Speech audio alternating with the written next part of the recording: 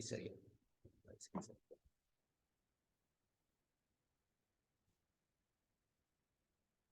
Bueno, ha sido en realidad un tema interesante, Primera de Pedro. Hay una porción difícil que no la voy a enfrentar hoy día, pero para seguir un poco el contexto del capítulo 4, tenemos que ir al verso 18. El verso 18 del capítulo 3 dice: porque también Cristo padeció una sola vez por los pecados, el justo por los injustos, para llevarnos a Dios, siendo a la verdad muerto en la carne, pero vivificado en el Espíritu. El verso 22 del capítulo 3 dice: quien, habiendo subido al cielo, está a la diestra de Dios, y a él están sujetos ángeles, autoridades y potestades. Como principio, hay algo que resalta aquí Pedro, y era muy apropiado para los creyentes en aquel entonces, y apropiado para los creyentes de todos los tiempos, en realidad. El sufrimiento. El sufrimiento es algo que ninguno de nosotros, por supuesto, quiere pasar. Cuesta decir, yo voy a tomar el sufrimiento y voy a estar contento en el sufrimiento. ¿Ah? Y sabe que la exhortación, hasta cierto punto, tiene esa finalidad. La exhortación de Pedro tiene esa finalidad. Incluso llama el Señor Jesucristo y dice: bienaventurados los que sufren, porque de los tales es el reino de los cielos. Entonces, pero aquí hay algo en lo cual siempre entendemos que Pedro tiene un propósito, y ese propósito lo va a poner al Señor Jesucristo como el ejemplo supremo, pero también es para que nosotros observemos los resultados de los sufrimientos del Señor Jesucristo, que si nosotros nos hacemos de ese mismo pensamiento, vamos a tener buenos resultados. Increíble. Una de las cosas que me llamaba la atención, siempre yo les nombro Barclay, quien es muy extenso para poder para dar explicaciones y todo eso. Entonces, él toma este asunto del sufrimiento y pone tres enfoques. Y uno de ellos se inclina, por supuesto, en el sentido a qué se refiere Pedro aquí. Y es interesante, si nosotros recorremos un poco la palabra, nos podemos dar cuenta de que el pueblo judío como que tenía un razonamiento en el sentido de en el sentido purificador que tiene el sufrimiento. Incluso hasta el mismo apóstol Pablo también reconoce eso. Incluso él dice que él golpeaba su cuerpo, y no lo dicen a lo mejor de una forma literal, pero da a entender que en alguna manera el someterse, el humillarse, el dejarse, produce algo. El sufrimiento o el dolor, no sé, en algún sentido, produce algo que es purificador. ¿Ah? Entonces, y uno dice, claro, por ejemplo, si nosotros podemos ver, por ejemplo, la historia de los macabeos, era así, la historia de los macabeos fue un momento, ahí está, ¿cuánto es como Antígeno, un rey, no sé si usted se acuerda, Nito. Antígeno parece que era, que fue un rey muy, muy mal, muy cruel.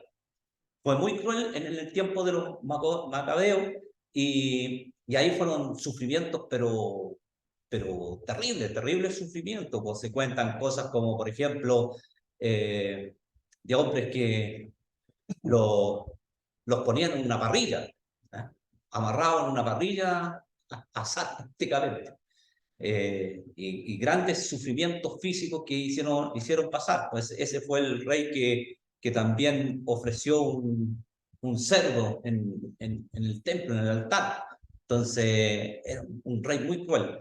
Entonces, en una forma de animarse, ellos hablaban de que el sufrimiento era purificador.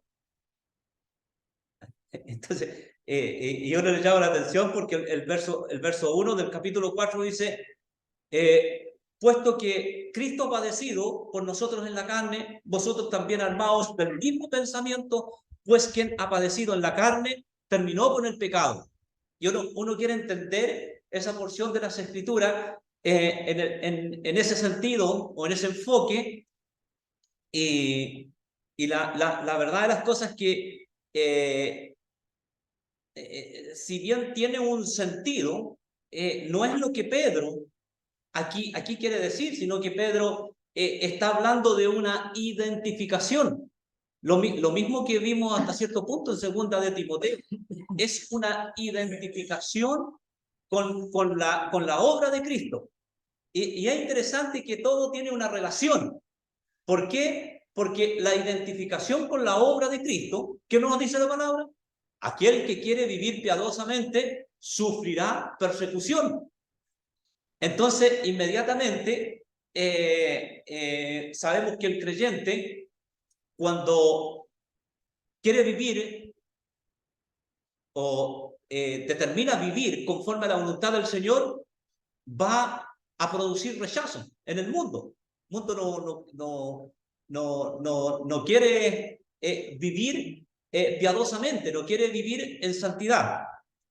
Ahora, yo me hacía la pregunta, ¿es la voluntad del Señor someternos a nosotros también en ciertas pruebas en las cuales, si bien produce sufrimiento? Estoy pensando, me parece que en Hebreos parece, el escritor de Hebreo dice que ninguna disciplina al presente parece ser causa de gozo, sino de tristeza, pero después trae frutos apacibles en los que ella han sido sometidos.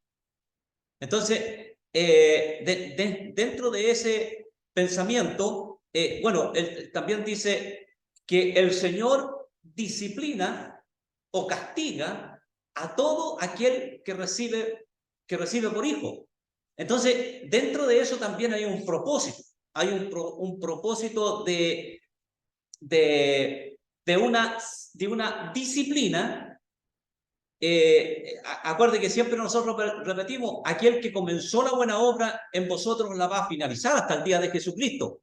Entonces, dentro de eso tenemos que saber que el Señor está trabajando en nuestras vidas. Ahora, ¿es esto un motivo de desanimarse porque somos sometidos a diferentes tipos de sufrimiento o de incomprensión en nuestras vidas, o situaciones que nosotros decimos, bueno, ¿y por qué me toca a mí? ¿Por qué yo tengo que pasar esto? ¿O qué propósito hay en tal situación en mi vida? Entonces uno pregunta eso, ¿está bajo la soberanía del Señor? Bueno, es difícil de definir en muchos casos en forma personal, pero los que aman a Dios, todas las cosas le ayudan a bien, dice la palabra, ¿no es cierto? La palabra de Dios nos dice que a los que aman a Dios, todas las cosas le ayudan a bien. Entonces, ¿cuál sería entonces el propósito aquí cuando Pedro dice, puesto que Cristo ha padecido por nosotros en la carne, vosotros también armaos del mismo pensamiento? Interesante que el Señor se sometió, y se sometió a lo sumo. Él se dejó tomar por manos inicuas, se dejó colgar en aquella cruz y sufrió grandes dolores. Ahí vemos como Isaías en 53 resalta los sufrimientos del Señor Jesucristo. También vemos el Salmo 22, que hablaba el hermano Nono el domingo pasado, me parece. También resalta los sufrimientos del Señor Jesucristo. Ahora, Él se somete, el Señor Jesucristo se somete a la voluntad del Padre. Él como hombre, cuando Él ora en Getsemaní, dice, Padre, pasa de mí esta copa, pero no se haga mi voluntad sino la tuya. Entonces, si bien el Señor Jesucristo estaba dispuesto a hacer la voluntad del Padre, Él también sabía al sufrimiento al cual Él se iba a someter, que en su carne, digamos, como hombre, en su humanidad, él sentía el peso y sentía a lo que él se iba a enfrentar. Entonces, pero dentro de eso dice que era necesario que el Señor se sometiera para que aprendiera la obediencia, dice, hay alguien que lo dice por ahí, Pablo, en alguna ocasión. Entonces, pero dentro de eso vemos de que el Señor Jesucristo está dispuesto a someterse al plan divino. Yo quiero, hermanos, que me sigan en el sentido de que aquí hay un propósito y un buen propósito. ¿Ah? Y el propósito del Señor Jesucristo fue morir en la cruz por los pecadores, para que se cumpliese lo que decía Juan 3:16, que de tal manera amó Dios al mundo, que ha dado a su Hijo unigénito para que todo aquel que en él cree no se pierda, mas tenga vida eterna. Entonces, Dios tenía un propósito y el Señor Jesucristo se somete al propósito de Dios. Entonces dice, pues que Cristo ha padecido por nosotros en la carne, vosotros también armados del mismo pensamiento. Ahora, aquí es donde viene la identificación. La identificación del creyente con la obra del Señor Jesucristo. Y cuando nosotros en principio nos convertimos al Señor y le aceptamos como nuestro Señor y Salvador, ahí entonces nosotros nos identificamos con los padecimientos del Señor, nos identificamos en su muerte, pero también nos vamos a identificar y vamos a poder recibir y salir de los propósitos de Dios. Hay una de las... Lo voy a buscar, hermano, para que... Lo voy a buscar aquí. A ver, no es aquí. Uno de las tres, ¿cuánto se llama? Que da o que coloca Barclay para...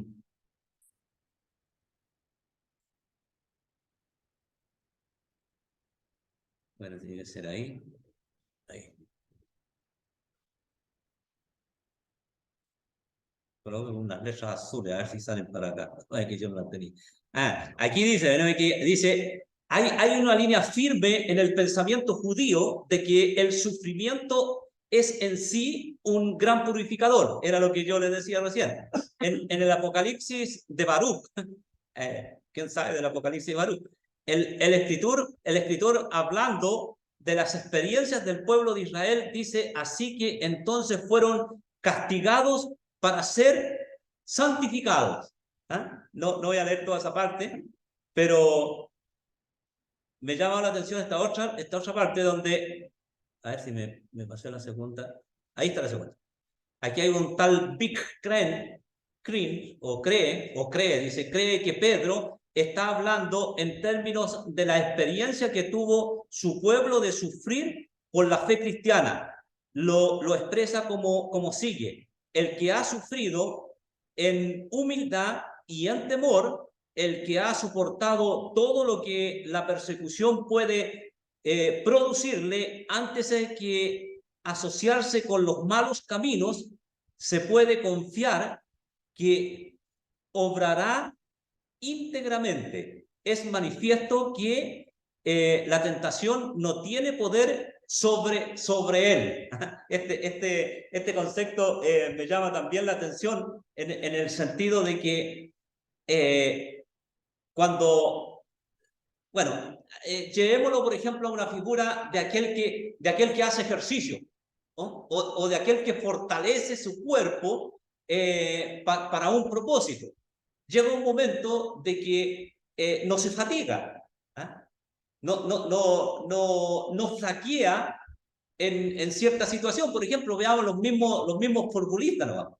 Futbolistas cuando no han sido sometidos a una buena disciplina, no alcanzan a cumplir todo el periodo de juego y los tienen que relevar o los tienen que cambiar. Y hay otros no, que comienzan a jugar fuertes desde un principio y terminan los 90 minutos jugando.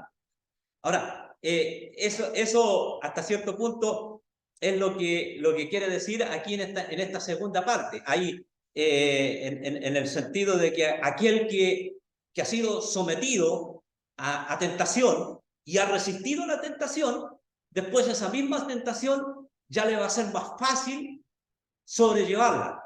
Le va a ser más fácil sobrellevarla. Pero es el propósito de lo que está diciendo Pedro aquí. Entonces, Barclay dice en la tercera opción, dice, la tercera explicación, y es muy probablemente la correcta, Pedro acaba de hablar del bautismo. Ahora bien, el gran pasaje del Nuevo Testamento sobre el bautismo, que está en Romanos 6, 1, 21, en ese capítulo, Pablo dice que la experiencia del bautismo es como ser sepultados con Cristo en muerte y resucitados con Él a novedad de vida. Creemos que esto es lo que está pensando Pedro aquí. Ha hablado del bautismo y ahora dice el que en el bautismo ha compartido los sufrimientos y la muerte de Cristo, ha resucitado con Él a tal novedad de vida, que el pecado ya no ejerce más dominio sobre nosotros.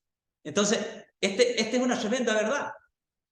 Esta es una verdad en la cual nosotros, los creyentes, en que le parezca raro, el pecado ya no tiene dominio sobre nosotros. En que nos parezca raro. Pero el creyente cuando peca, inmediatamente reacciona y reconoce su pecado.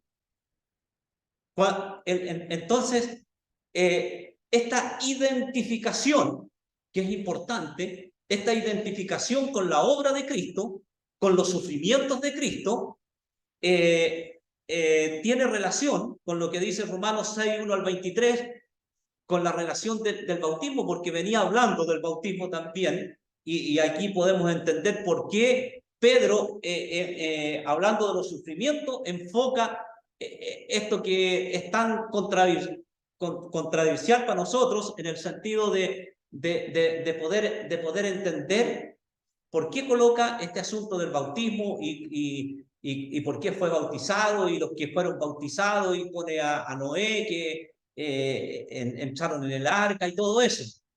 Sin embargo, esto tiene que ver con una identificación.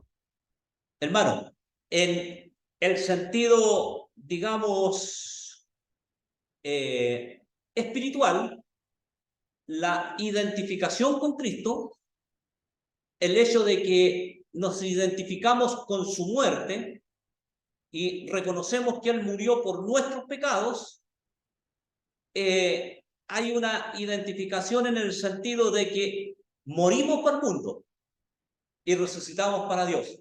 Entonces, hasta cierto punto está la identificación de nosotros con Cristo, porque Él murió por nosotros y nosotros nos identificamos en eso. Hasta cierto punto sufrimos que el Señor Jesucristo haya sufrido por nuestros pecados. Y dentro de eso hay una verdad bíblica, una verdad, digamos, escritural, una verdad espiritual, que el Señor o Dios ya nos ve sentados en los lugares celestiales con Cristo Jesús. Entonces, el hecho de identificarnos reconociéndole a Él, que Él murió por nuestros pecados, inmediatamente quedamos identificados también como una nueva criatura y ya Dios nos ve sentados en los lugares celestiales con Cristo Jesús. Entonces, esa es una verdad tan grande, tan hermosa para nosotros, que dentro de eso produce también dentro de nosotros un cambio de vida. Entonces, uno esto se lo puede decir a un inconverso. Es decir, un converso, oiga, acepta al Señor Jesucristo como su Señor y Salvador y verá que Dios va a cambiar su vida. Nosotros lo creemos, porque ya ha sido efectivo en nuestras vidas. Pero ese es el mensaje. Y bueno, aquí dice, puesto que Cristo ha padecido por nosotros en la carne, vosotros también armados del mismo pensamiento, pues quien ha padecido en la carne, terminó con el pecado. Terminó con el pecado. Para no vivir, y aquí está, digamos, la parte práctica y lo que a nosotros ataña, que ya hay algo, una obra hecha, que el Señor Jesucristo la hizo y que nosotros nos identificamos con esa obra y que es efectiva en nuestras vidas. Y como dice, pues quien ha padecido en la carne terminó con el pecado. Ya el pecado no se puede enseñorear de nosotros. Del creyente verdadero, el pecado no se puede enseñorear. Entonces, esa verdad hay que vivirla ahora. Dice, para no vivir el tiempo que resta en la carne, lo que nos queda. Lo que nos queda, sabemos que tenemos esta vieja naturaleza, pero en lo que a Dios concierne, esta vieja naturaleza está muerta. Porque fue muerta o fue tomada o fue crucificada en la cruz. Entonces, nosotros tenemos que vivir conforme a ese pensamiento, para no vivir el tiempo que resta en la carne. Este es el llamado de Pedro a los creyentes, la identificación con Cristo. La identificación y ya dejar aquello que antes era deleite para nosotros, que antes era por lo que vivíamos, buscando el placer. A mí me llamaba la atención, estaba con el jefe de Falabella, me decía, el día lunes, el día lunes, bueno, el día lunes no llegué muy bien, dijo, a la pega, porque tuve el fin de semana y me porté mal, dijo, y hay que portarse mal, me decía, porque hay que pasarlo bien en la fiesta y todo eso. Pero él decía como que era, bueno, y nosotros también tenemos que decir lo mismo en el tiempo, como que era su conversación, como que era lo más grande que él había podido disfrutar. Le dije yo, y es muy bueno, hay que tener cuidado con las bebidas, pues le dije yo, un poco, por el hecho de que usted sabe que los pasan la cuenta. No, me dijo, si yo no tomo mucho, me dijo. Yo incluso tenía una cerveza en la mano para figurar. A mí lo que me gusta es bailar, decía. Eso es lo que me gusta a mí. Bueno, le dije yo, eso hace bien porque para un buen estado físico. Sí, porque como que le apoyaba eso, ¿entiendes? Entonces, dentro de eso, uno piensa de que eso es lo que motiva. Entonces, el creyente ya eso no le debe motivar. Porque si le está motivando, bueno, ese es el llamado de atención que Pedro dice aquí. Está diciendo el tiempo que queda para que no vivir el tiempo que resta en la carne, conforme a las concupiscencias que nombran de los hombres, sino conforme a la voluntad de Dios. Entonces aquí está el propósito.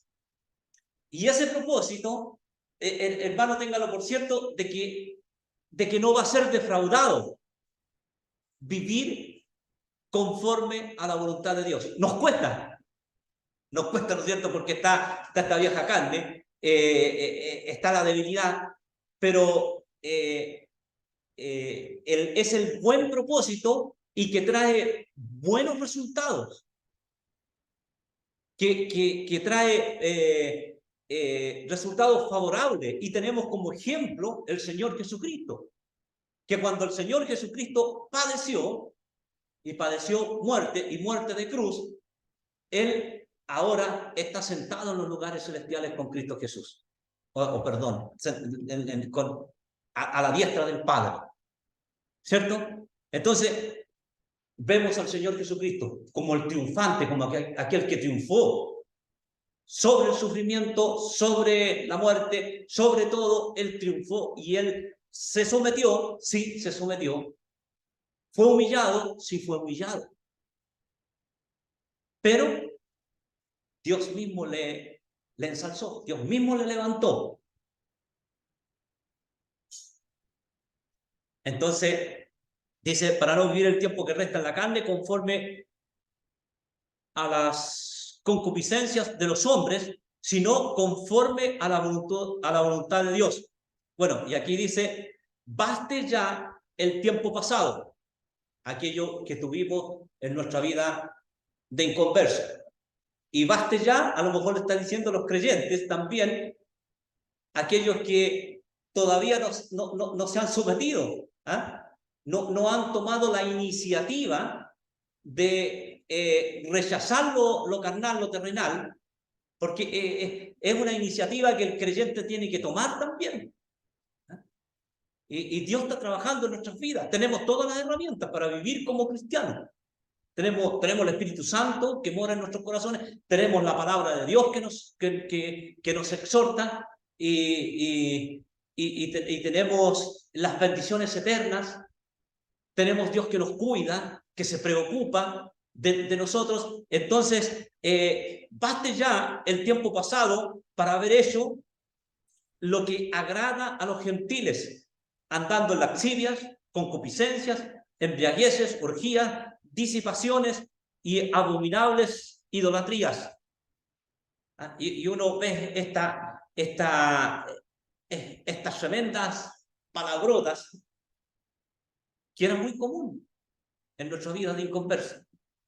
Y las tratábamos a veces de resaltar, porque nos daba un cierto estatus en lo que nos creíamos y todo eso, pero todo esto tiene que ver netamente con nuestra vieja naturaleza.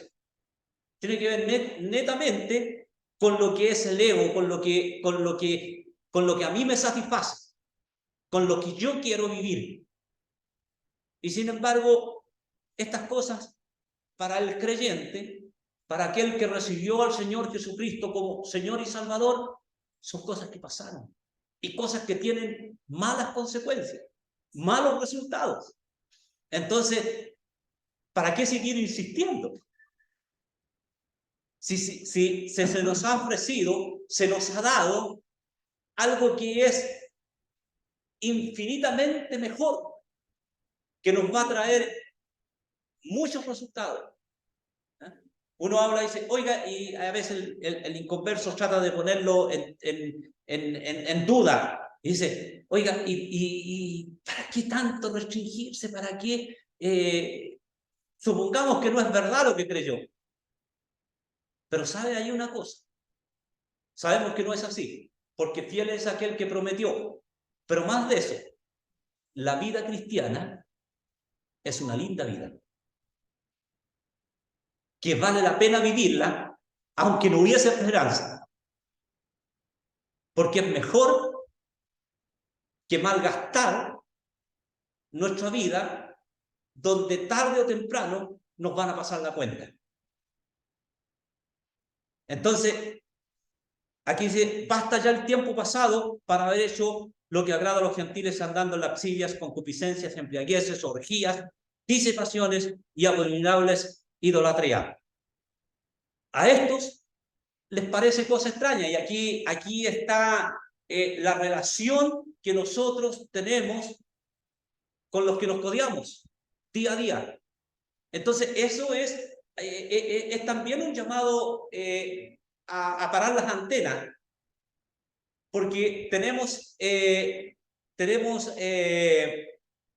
a personas que están en medio de nosotros, a los cuales les parece cosa extraña que ya no corramos con ellos en el mismo desenfreno de disoluciones y os ultrajan. O sea, los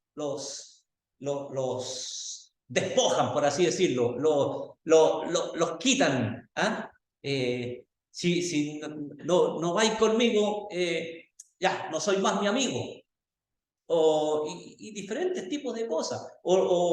En algún, como decía hermano, no lo que decía en alguna, ¿con quién voy a trabajar? Ah, no, yo no voy a trabajar con ese canuto. ¿Ah? Que va a decir, oiga, está haciendo mal la pesca, o oiga, yo tengo que hacerlo lo mejor posible. Ah, yo no puedo robarme estas matas, yo no puedo decir, tengo tantas matas si no tengo tantas. ¿Ah? Entonces, no. Entonces, como dice aquí, los ultrajan. ¿Ah?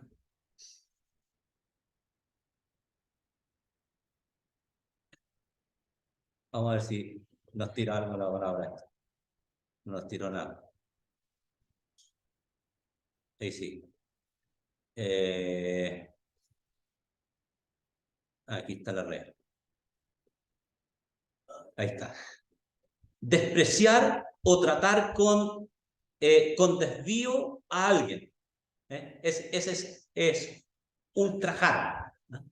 Saber violar, tener acceso carnal con alguien en contra de su voluntad. Eso ya va en otra cosa, pero creo que la número 2 ahí, donde dice despreciar o tratar con desvío a alguien.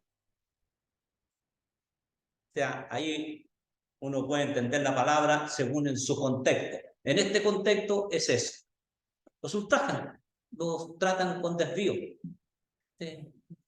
No me conviene usted. ¿Ah? Pero ellos darán cuenta al que está preparado para juzgar a los vivos y a los muertos. Eso es interesante, hermanos, en saber. Y hay algo que aún nosotros tenemos que dar cuenta de nuestros actos. No para condenación, no en el gran trono blanco para ser después echado al lago de fuego, pero ante el tribunal de Cristo. Me acuerdo que una vez le preguntaron a un hermano anciano, ya maduro en la palabra, muy versado, y le preguntaron, hermano, ¿qué me dice usted del tribunal de Cristo? Dijo, cuando escucho del tribunal de Cristo, tiemblo, hermano. Y uno lo mira así, claro, desde el hecho de que no es para condenación, pero las pérdidas que el creyente va a tener van a ser muy notorias, digamos, en el sentido de no tener aquellas coronas para poner a los pies del Señor. ¿Se acuerdan lo que les pasó a los israelitas cuando Moisés sube al monte a buscar las tablas de la ley? Mire, una cosa que hicieron los israelitas y que Dios, antes de salir de Egipto, los mismos egipcios le pasaban joyas, le pasaban cosas de valores para que ellos salieran lo antes posible. Era parte de algo que tenían que hacer. Entonces, ellos llevaron todo eso que cargaron y pasar el Mar Rojo y todo eso, llevaban muchas especies de valor, de joyas de valor. ¿Y sabe dónde las malgastaron? Cuando Aarón les pidió para que hicieran el becerro de oro. Posteriormente, cuando tenían que hacer el templo, Moisés pidió las cosas de valor que trajeran para poderlas fundir y hacer el tabernáculo, hacer el tabernáculo. Y aquellos que ya la habían gastado, eso es una figura, se puede decir, cuando lleguemos a la presencia de Dios. ¿Qué es lo que hicimos con nuestras vidas? ¿Qué hicimos con nuestras vidas? ¿En qué gastamos o malgastamos lo que Dios mismo nos proveyó? Entonces, dice el verso 4, a esto les parece cosa extraña que vosotros no corráis con ellos en el mismo desenfreno de disoluciones. Ahí da por cierto que el creyente cambió su vida. Si bien es un hecho, digamos, bajo la soberanía de Dios, bajo el poder de Dios, pero es increíble que también está tomada la voluntad del hombre de dejarse guiar por la soberanía de Dios, porque Dios no pasa nuestro libre albedrío. Dios no toma a Miguel Oróstica y le dice, tú tenés que estar aquí, tú tenés que predicar. No lo dice. Le da las oportunidades para que lo haga. Pero Miguel Oróstica tiene que escudriñar las Escrituras y someterse bajo la voluntad de Él para poder ser usado por el Señor. Esa es la idea. Porque si no, ¿para qué soltar? ¿Para qué Pedro va a exhortar a los creyentes? Entonces le está dando el motivo. Ahora, ¿no es cierto que empezamos hasta cierto punto cuando somos sometidos a diferentes tipos de pruebas en nuestras vidas y nos toca sufrir o nos toca llevar la carga? Si bien es un principio, si bien es un principio, aquel que trabaja va a cosechar. Aquel que, como el atleta, se esfuerza en ensayarse, se esfuerza en desarrollar, ensayar y desarrollar su musculatura y todo eso, va a ganar. Ese es un principio. Ahora, el creyente que está atento de que si viene la prueba y pasa la prueba, el creyente se va a desarrollar y va a ser algo efectivo en su vida aquí y que le va a dar gozo en su corazón, pero también está granjeando para la eternidad. Interesante que el creyente tiene un doble pago, aquí en la tierra y en la eternidad, en el cielo. No sé en qué cosa tuvo una controversia en Nelson, no me acuerdo con quién, me dijo, decía la otra vez, lo contaba aquí, público, por eso lo voy a contar público. Y dijo, yo me sentí bien porque no le contesté mal. A pesar de que en el momento fue humillado y quería puro contestarle como merecía la persona, pero no le contesté mal. Y después me sentí bien. Eso es una tentación. Eso es pasar una prueba. Son cosas cotidianas, sencillas en nuestras vidas, pero ese es el propósito. Aquí la cosa era mucho más difícil. Imagínese cómo será la reacción de un padre que le tomen a un hijo, o la esposa, o los familiares. Entonces, dentro de eso, el creyente... Interesante lo que dice Pedro. Pero comienza con la identificación con Cristo en su muerte, en su sepultura, en su resurrección. Hay una identificación con Él. Y esa misma identificación con Él nos lleva a nosotros a pasar por pruebas, pero también a pasar las pruebas. Porque está el poder de la muerte, de la sepultura y de la resurrección del Señor Jesucristo. Está ahí. Entonces, esa es la relación en la que nosotros debemos aprender a tener. Cuando hablamos,